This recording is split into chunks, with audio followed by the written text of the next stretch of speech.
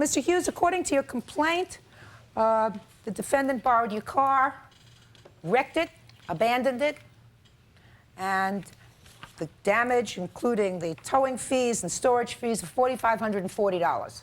So why don't you tell me about that evening? Yes, well, I let the defendant use my car to run into town. 2:30 or so at night, and early in the morning, he hadn't returned. I was notified by the hospital security that my car was in an accident and I needed to contact the highway patrolman. Had you ever lent him your car before? I've loaned him my car once before. Tried to make contact with him. I didn't get in contact with him until about 10:30ish that night. He wavered back and forth as to his... What do you mean he wavered back and forth? Wavered in regard to his responsibilities. Oh, I parked your car, or were you sure that I used your car? Tell me about what happened when he came to borrow the car. What time did he borrow the car, sir? It was about 20 minutes until 2 o'clock in the morning. He came by playing his chess. They're both inseparable. What's inseparable? Computer chess game. It's a computer chess game that he has. I gave him my spare key.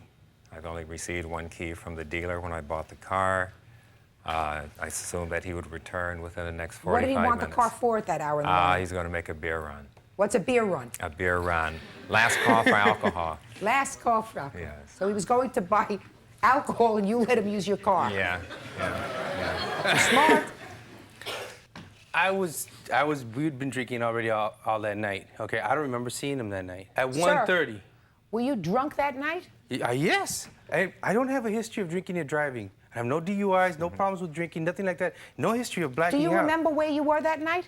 Yes, Where upstairs from my room with my neighbor. Me and him were drinking at 12:30. He says he have a hard time remembering many things about that particular night. That night, okay. You mentioned that your daughter Just a second. I'll get to you. Go ahead. When I walked into this friend's house and I saw him there, she goes, "Yeah, I saw you and James." Joe, tell me what a friend said. Listen to me. He got in touch with you 10 o'clock the next day. The next day, yeah. Okay, where was the car at this point, sir?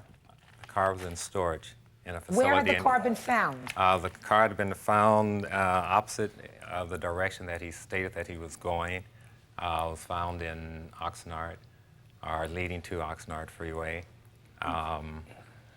Had it been wrecked? And it had been wrecked. Yes, it ran into strawberry pylons. When he called you 10 o'clock the next day, what did you say to him? No, 10 o'clock the next day, I went to his apartment. And he says, "Where's the car?" And I'm going, "What do you mean, where's the car?"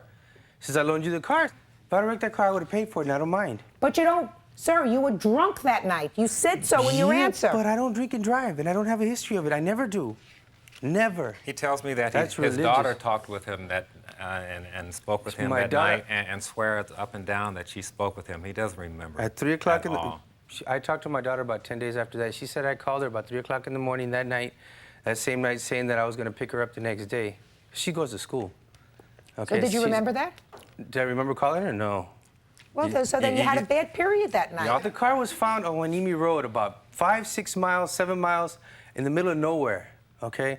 To drive the car, wreck it, and then to walk home on the darkest, one of the most dangerous roads in Ventura County, it's also and not remember any of it? Is there anything on that road that would be sort of on the way to something else where the car was found? Was it on the way to a shopping center, to a bar, to anything else? Oxnard Ave, no. So nobody in their right mind would be on that road at that hour? At that hour? There's no reason why anyone in their right mind would be on that road at that hour of the night. Is that true? That's the way you're making it sound, yeah. If I was that drunk to where I wouldn't remember, nobody in their right mind would loan me their car.